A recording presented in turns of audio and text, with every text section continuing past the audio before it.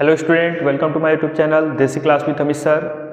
आज एनबीएस की second lecture है और सेकेंड लेक्चर में हम नंबर सिस्टम से रिलेटेड कुछ एमसीक्यूज देखेंगे जो आपके एनबीएस एग्ज़ाम के लिए बहुत ही ज़्यादा सहायक हो सकता है। कारण क्या है? कारण यह है कि जो भी प्रश्न हमने सेलेक्ट किए हैं वो आपके एनबीएस में ही पूछे गए प्रश्न को ही सेलेक्ट किया है और उन्हीं पर चर्चाएँ चलेंगी। कुछ प्रश्नों को हम ऑप्शन से करेंगे, कुछ प्रश्नों को थोड़ा सा ध्यान देना होगा, फिर हम करेंगे। जैसे आपके सामने क्वेश्चन शो कर रहा होगा। पहला क्वेश्चन जो है हमने ऑप्शन लिख रखा है, इसलिए लिख रखा है क्योंकि ऑप्शन से ही ज़्यादा क्वेश्चन करना है। पहले क्वेश्चन का ऑप्शन दिया है 69552 65925 65952 और 63952।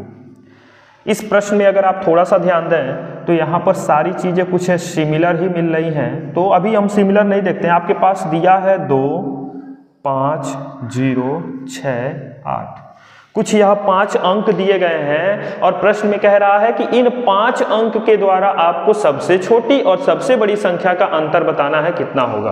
तो आप ध्यान दीजिएगा, सबसे बड़ी संख्या जो आपकी होगी, सबसे पहले 8 सबसे बड़ी अंक है, फिर उससे छोटी अंक 6 है, फिर 5 है, फिर 2 है और फिर 0। लेकिन जैसे ही आप 5 अंक की सबसे छोटी संख्या बनाने जाओगे तो आपके दिमाग में ये आएगा कि आप 0 लिखोगे, 2 लिखोगे, 5 लिखोगे, 6 लिखोगे, 8 लिखोगे, जो कि क्या है? रॉन्ग है। क्यों? क्योंकि मैं आपको बता दूं कि किसी संख्या के पहले अगर हम 0 लिखते हैं तो वह 0 इंक्लूड नहीं होता है उस संख्या में, यानी यह 0 का कोई महत्व नहीं। तो ये 5 अंकी नहीं, अब कितना अंकी लग रहा है? 4 अंकी। इसी की वजह से यह क्वेश्चन गलत है। गलती ये मैक्सिमम बच्चे गलती करते हैं। आपको 0 के अतिरिक्त सबसे छोटी संख्या क्या दिख रही है? 2, और फिर इसके बाद 0 को लिखना है और फिर 2 से बड़ी क्या है? 5 है, फिर 6 है, फिर 8 है। अब इनका सब्ट्रैक्शन कर दीजिए तो आपको देखने को मिल रहा है ये कैरी दे देगा, तभी इसके पास कितना बचेगा? 5, और 8 में से 2 जाएगा, कितना बचेगा? 6, तो 65।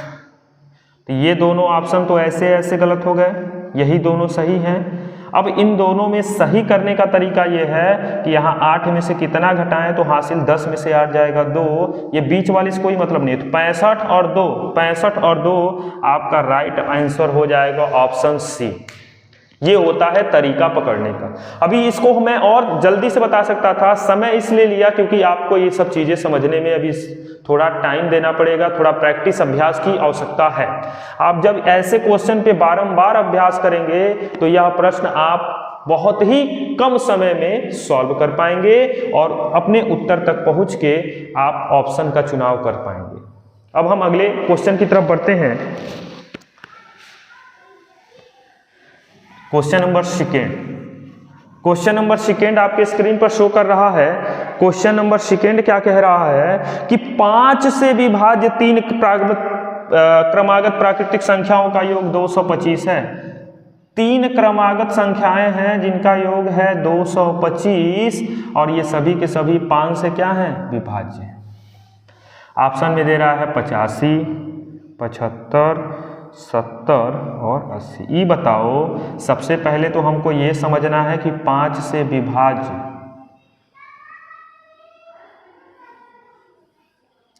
तो मैं आपको बता दूं कि हमने विभाज्यता के नियम से संबंधित एक वीडियो अपलोड कर रखा है। अभी तक आपने नहीं देखा है तो पहले उसको देख लीजिए, तब जाके इस क्वेश्चन को समझ में आएगा। तो 5 से विभाज्यता का नियम यह कहता है कि अगर किसी संख्या के इकाई के स्थान पे 0 या 5 है तो वह संख्या 5 से विभाज्य होगी।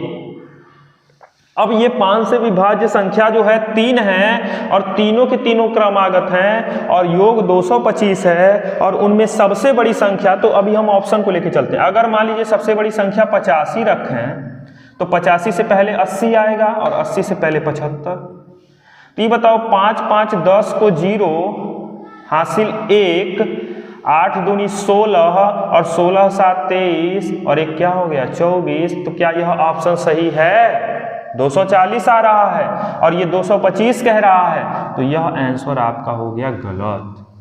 यानी आपकी सबसे बड़ी संख्या 85 नहीं होगी, 75 लेके चलते हैं तो 75 के पहले क्या आएगा 70 और 70 के पहले 65, तो 5 5 10 और इकाई के स्थान पे 5 है, ये भी गलत हो गया।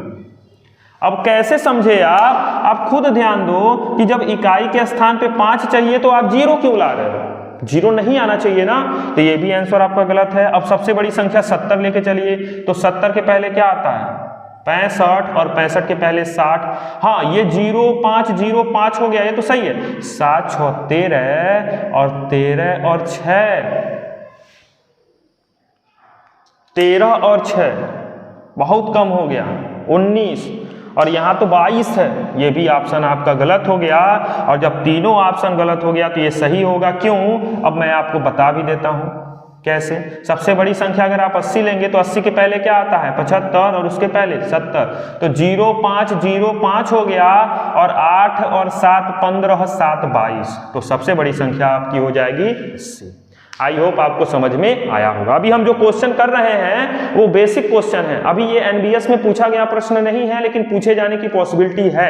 अभी मैं पूछे गए प्रश्नों पे भी चर्चा करूंगा। अब हम बढ़ते हैं अगले क्वेश्चन की तरफ। अगला क्वेश्चन जो है बहुत ही ज्यादा इंपॉर्टेंट है। यह क्वेश्चन अच्छे से अच्छे अध्यापक के द्वारा जो है गलतियां प्राप्त होती हैं इसमें, लेकिन यहां पर हमको सीखने से मतलब है, किसी की तुलनात्मक विचार से मतलब नहीं है। तो यहां ध्यान दीजिएगा। अब इस प्रश्न में कह रहा है 1 से 100 तक की संख्या के सभी अंकों के योग। ऑप्शन क्या क्या दिया है 50 50 903 901 और 900। यहां पे एक शब्द बोला है सभी अंक, अंक आया है, अंक क्या आया है अंक, और 1 से 100 तक शब्द आया है। देखिए शब्दों को समझना बड़ी जरूरी होता है। अगर आप शब्दों को समझ रहे हैं तो प्रश्नों के उत्तर को सॉल्व करने में आपके पास कोई भी समस्या का समाधान नहीं हो पाएगा। समाधान करना है तो फिर आपको सभी वाक्यों के शब्दों की पकड़ होनी चाहिए। अब जैसे इसमें कह रहा है 1 से 100 तक की संख्याओं के सभी अंकों का योग, अंकों का योग कह रहा है, तो आपको मैं बता दूं कि अंक 1 से 100 तक, हम 1 से 99 तक चलेंगे। अभी हम 100 को क्या करते हैं साइड में रखते हैं। 1 से 99 क्यों चलेंगे, क्योंकि इसमें आपको इकाई के अंक मिलेंगे और क्या मिलेंगे दहाई के अंक। तो पहले हम इकाई की चर्चा करें तो 1 2 3 4 डैश डैश डैश 9, यही तो इकाई होता है। इकाई के स्थान पे यही आएगा। और एक चीज कितनी बार आएगा 1 से 99 तक 10 बार आएगा। कितनी बार आएगा 10।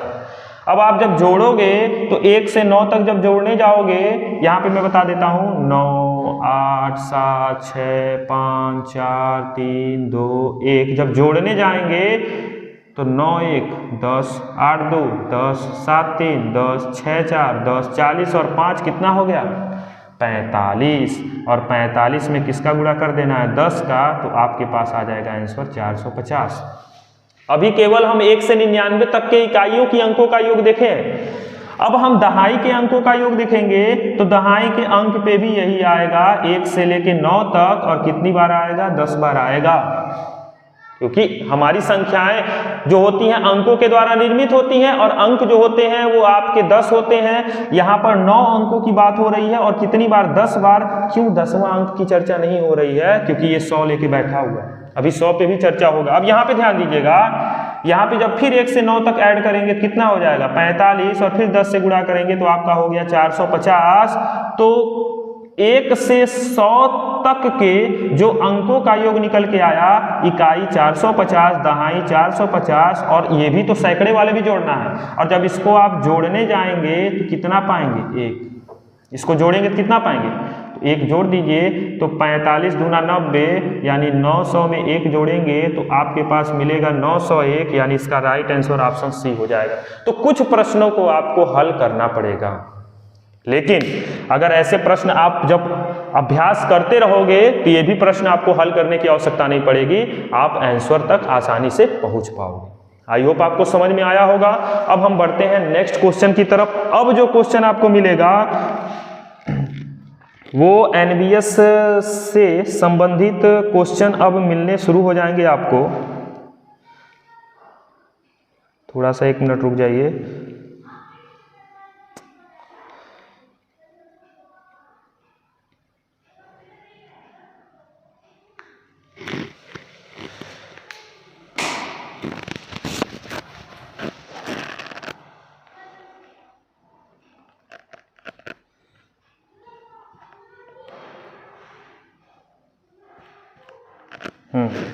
अब अगले क्वेश्चन की तरफ बढ़ें तो अगला क्वेश्चन जो है अब आपका एनवीएस में पूछा गया प्रश्न है। 2014 के एनवीएस में यह पूछा गया प्रश्न है। इस प्रश्न पे चर्चा होगी, इस प्रश्न पे ध्यान दीजिएगा।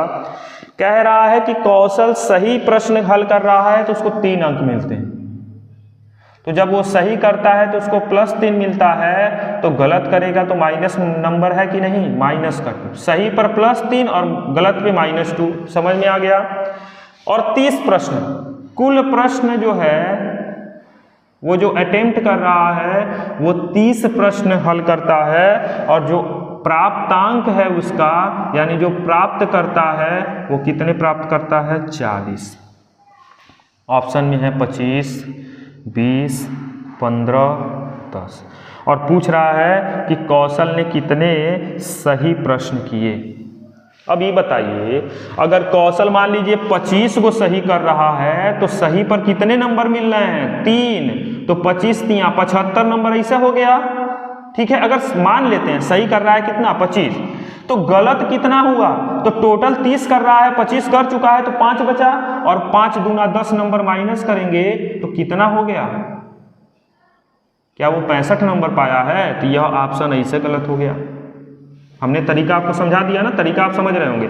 अब हम लेके चलते हैं कि मान लीजिए सही वो 20 कर रहा है, तो 20 का गुणा 3, क्योंकि एक सही पे 3 नंबर, तो 20 3 60 नंबर हो गया। लेकिन कर कितना रहा है, 30 क्वेश्चन और 20 सही किया है, मतलब 10 गलत करेगा, और 10 गलत करेगा मतलब 10 दूना 20 नंबर उसका माइनस होगा, और 10 जब गलत करेगा तो 20 नंबर माइनस होगा, तो उसको 40 नंबर मिलना चाहिए, और 40 पाया है। इसका मतलब सही आंसर होगा ऑप्शन बी, इसने 20 क्वेश्चन सही किए हैं और 10 क्वेश्चन गलत किए। समझ में आ गई ना। अब हम बढ़ते हैं अगले क्वेश्चन की तरफ। यह आपके नवोदय 2015 में पूछा गया प्रश्न है, जो आपके सामने स्क्रीन पर शो कर रहा है। यह नवोदय 2015 में पूछा गया प्रश्न है, और इस प्रश्न में कह रहा है कि कौन सा ऑप्शन जो है वो कौड़ी में 2 को बता रहा है, और कौड़ी में 2 का मान मैं बता दूं 1.141 होता है, नहीं 1.414, 414। कौड़ी में 2 का मान कितना होता है, 1.414। पहला लिखा है 7/5, दूसरा लिखा है 13/9, तीसरा लिखा है 0.1/0.07, और चौथा लिखा है 7 कौड़ी में 14/343। अब देखिएगा 2015 का प्रश्न पूछा गया है। इसको मैं सबसे पहले आपको, जब भी आपको इस तरह से आंसर मिले तो आप पहले ऑप्शन से नहीं जाएंगे, अंतिम से जाइए। अंतिम से जाने में क्या फायदा होता है कि हो सकता हो कि अंतिम क्षण में ही कुछ 1-2 जाने पे मिल जाए, पहले में ऑप्शन जल्दी मिलता नहीं है। और अंतिम आपको ऐसे ही दिख रहा है कि कौड़ी में पूछा है और ये कौड़ी में है, तो इसको अगर लेके चलते हैं तो कौड़ी में 2 इसको हल करने पे आना चाहिए, या फिर ये आना चाहिए। तो चेक कर लेते हैं, तो चेक कैसे होगा। 7 कौड़ी में 14 बटे में लिखा है कौड़ी में 343। आपको पता है कि कौड़ी में 14 जो होता है उसे हम 7 × 2 लिख सकते हैं, और 343 जो है वो 7 का गुणा कितनी बार होता है, 3 बार। 7 7 49 343, जोड़ा बन गया। जोड़ा बन गया तो यहाँ पे चाहे तो 7 को अलग कर दीजिए, 2 को अलग कर दीजिए, और ये 7 एक बाहर चला जाएगा, 1 7 अंदर रह जाएगा, क्योंकि जोड़ा कौड़ी से बाहर हो जाता है। 7 से 7 कैंसिल, कौड़ी में 7 से कौड़ी में 7 कैंसिल, तो बचा क्या, कौड़ी में 2। राइट आंसर आपका हो जाएगा ऑप्शन डी। तो अब समझ में आया क्यों अंत से ही ऑप्शन को हम हल करते हैं। ये हो गया आपका राइट आंसर। मुझे तो पहले ही क्लियर था, लेकिन अभी जब वही बात आएगी कि जैसे जैसे आप अभ्यास करते रहेंगे आपको प्रश्नों के उत्तर आसानी से पकड़ में आते रहेंगे। अब हम बढ़ते हैं अगले क्वेश्चन की तरफ। अगला क्वेश्चन भी जबरदस्त है। अगला क्वेश्चन भी क्या है, जबरदस्त है। जबरदस्त क्यों है, क्योंकि इस प्रश्न में कह रहा है कि 2 का वर्ग प्लस 3 का वर्ग प्लस 4 का वर्ग डैश डैश डैश 10 के वर्ग के किसके बराबर है? ऑप्शन में दे रखा है 385, 29, 16, 540 और 384। और यह 2016 में पूछा गया प्रश्न है। इस प्रश्न को देखिएगा कैसे आप आंसर तक पहुंच पाओगे। आप कुछ मत करो, जब यहाँ 2 से 10 तक दिया है और आपको मालूम है कि प्राकृतिक संख्या के वर्गों का योग जो होता है वो क्या होता है? फॉर्मूला क्या है? n+1 2n+1/6। अगर प्राकृतिक संख्या के वर्गों का योग, तो देखिए ये वर्ग है कि नहीं, क्या ये प्राकृतिक संख्या है? अगर एक होता तो हम कहते प्राकृतिक संख्या है, तो एक आएगा कहां से? तो आप जान रहे हैं, आप बहुत आसानी से कर सकते हो। आप 1 का वर्ग इसमें इंक्लूड कर दो, क्योंकि आप गणित के स्टूडेंट हैं ना। गणित के बच्चे जो कर सकते हैं वो फिर अन्य विषय के बच्चे बस देखते ही रह जाते हैं। क्यों? क्योंकि यहाँ देखिए 1 का वर्ग आप सोचेंगे इंक्लूड किए हैं, तो लास्ट में 1 का वर्ग हटा दीजिए। तो अगर कोई चीज जोड़ें और कोई चीज घटा दें तो बताइए क्या उसके मान में कोई परिवर्तन होगा? नहीं होगा। तो अब यहां से यहां तक आप एक साथ लेके चलिए। ये हो गया प्राकृतिक संख्या के वर्गों का योग। फॉर्मूला अब यहां से n बराबर आपके पास क्या दिख रहा है? 10।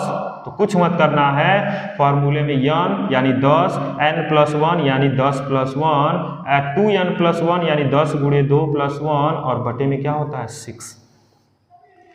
तो यहाँ देखिएगा 2 3 6 और 2 5 10, तो यहाँ पे हो गया 5, 10 में 1 जोड़ दिए 11 और 10 दूना 20 1 21 और बटे में 3 और 3 7 21 और 11 5 55 गुणे 7 गुणा कर दिए 5 7 35 को 5 हासिल 3, 5 7 35 और 3 कितना हो गया? 38। लेकिन यहाँ 1 का वर्ग अभी है ना, तो 1 का वर्ग है, इसका मतलब 1 अभी घटाना है, तो आपका ऑप्शन हो जाएगा 384 और 384 मतलब ऑप्शन डी आपका राइट आंसर हो जाएगा।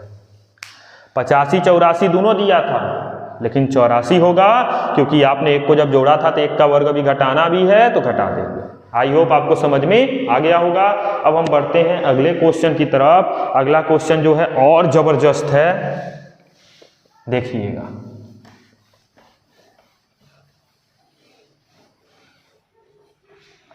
अगले क्वेश्चन के लिए ऑप्शन की आवश्यकता वैसे हुआ नहीं, लेकिन हम ऑप्शन लिख लेते हैं। 3750, 3750, 3840, 3500, 3900। अब इस प्रश्न में कह रहा है कि 10 कुर्सी 4 मेज के बराबर है। 10 कुर्सी को हम के से दिखा दे रहे हैं और 4 मेज के बराबर है, तो 4 मेज। और 15 कुर्सी और 2 मेज का मूल्य जो निकल के आ रहा है वो 4000 रुपये निकल के आ रहा है। और आपसे 12 कुर्सी और 3 मेज का मूल्य पूछ रहा है कितना होगा। अब थोड़ा सा यहाँ पे ध्यान दीजिएगा कि अगर 10 कुर्सी 4 मेज के बराबर है, यहाँ पे लिखिए 10 कुर्सी 4 मेज के बराबर है, तो एक कुर्सी कितने मेज के बराबर होगा? तो 4/10 मेज के बराबर होगा। तो यहाँ 15 कुर्सी है ना, तो 15 कुर्सी किसके बराबर होगा? तो 4/10 गुणे 15 मेज के बराबर होगा। और 5 तिया 15, 5 दूना 10, 2 दूना 4 यानी 6 मेज। तो जहाँ 15 कुर्सी है वहाँ 6 मेज लिख सकते हैं, तो हो जाएगा 6 मेज प्लस 2 मेज बराबर में 4000 रुपये। तो एक मेज यानी 8 मेज बराबर आपका निकल के आया 4000 रुपये। तो एक मेज कितना निकल के आएगा? तो 4000 को हम 8 से भाग दे देंगे, 8 5 40 यानी 500 रुपये। कितने रुपए? 500। अब आगे आइए, पूछा क्या है? 12 कुर्सी और 3 मेज। तो आप खुद ध्यान दो कि एक कुर्सी 4/10 मेज, तो 12 कुर्सी, तो 12 गुणे 4/10 प्लस 3 मेज। इसका मतलब ये हो गया 12 चौको 48, यहाँ पे मेज लगा दीजिए, बटे 10 मेज प्लस 3 मेज, यानी आपके पास 4.8 मेज प्लस 3 मेज, यानी जब जोड़ेंगे तो 4 3 7, यानी 7.8 मेज। ठीक है, तो एक मेज बराबर अगर 500 रुपये आ रहा है तो 7.8 मेज बराबर, तो 500 का गुणा 7.8 का मतलब 78/10 लिख सकते हैं कि नहीं। दशमलव हटा दिए, 0 से 0 कट गया, एक 0 और 5 8 40 को 0 हासिल 4 और 5 7 35, 4 39, यानी 3,900 रुपये। राइट आंसर आपका डी हो जाएगा।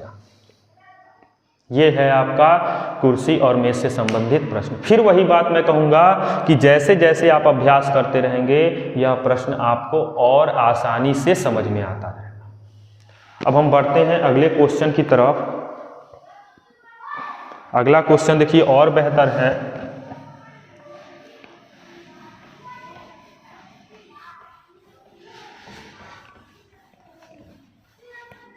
अगला क्वेश्चन आपकी स्क्रीन पर शो कर रहा होगा। कह रहा है एक अशून्य परिमेय संख्या और उसका व्युत्क्रम का गुणनफल क्या होगा। ऑप्शन 1 0। अगला कह रहा है परिमेय संख्या स्वयं, और लास्ट में कह रहा है परिमेय संख्या व्युत्क्रम। ये आपके 2020 का ही प्रश्न है, 2 साल 3 साल पहले का प्रश्न। 2020 में ही पूछा गया है यह प्रश्न कि एक अशून्य परिमेय संख्या और उसके व्युत्क्रम का गुणनफल। तो लिख लेते हैं इस प्रश्न को ऐसे करते हैं। माना अशून्य परिमेय संख्या, अशून्य परिमेय संख्या जो है आपका वो m/n है, तो इसका व्युत्क्रम क्या होगा n/m, और इसका गुणनफल पूछा है। तो अशून्य परिमेय संख्या m/n है, व्युत्क्रम मतलब उल्टा n/m, और इसका गुणनफल जो है कितना होगा, तो गुणनफल आपको साफ साफ दिख रहा है कितना होगा 1। इसका राइट आंसर हो जाएगा ऑप्शन ए। ठीक है, अब हम बढ़ते हैं अगले क्वेश्चन की तरफ। अगला क्वेश्चन भी बहुत जबरदस्त है। देखिएगा अगला प्रश्न कह रहा है, ऑप्शन पहले लिख लेते हैं 0 1 1 -1 0 और अपरिभाषित, जिसको हम इनफाइनाइट भी कहते हैं, अनंत भी कहते हैं, बहुत कुछ कहते हैं। ये 2019 का प्रश्न है। कह रहा है 0.1 का गुणात्मक प्रतिलोम। दो चीज होता है, एक योगात्मक प्रतिलोम होता है, एक गुणात्मक प्रतिलोम होता है। योगात्मक प्रतिलोम जो होता है उसमें हम बस केवल प्लस को माइनस, माइनस को प्लस कर देते हैं, लेकिन जो गुणात्मक प्रतिलोम होता है चिन्ह में परिवर्तन नहीं करते हैं, बस P और Q के वैल्यू में P को Q और Q को P बना देते हैं, बस यही गुणात्मक प्रतिलोम है। तो अगर P के जगह 0 है तो वो Q हो जाएगा, और Q के जगह अगर 1 है तो वो P के जगह चला जाएगा। तो 0/1 का गुणात्मक प्रतिलोम 1/0, और आपको मालूम है परिमेय संख्या कहता है कि अगर Q की वैल्यू 0 आ गई तो वह क्या होगा, इनफाइनाइट होगा, अपरिभाषित होगा, यानी आपका ओरिजिनल आंसर जो बनेगा वो ऑप्शन डी राइट आंसर होगा। अगले क्वेश्चन की तरफ बढ़ते हैं।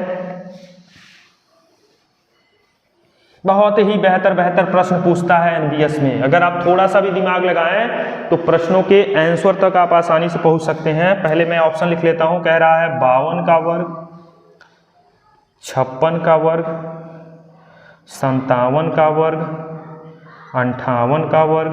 बहुत बेहतर प्रश्न है। कह रहा है निम्नलिखित में से किसी एक संख्या की इकाई अंक विषम चाहिए, विषम चाहिए, और वो भी क्या,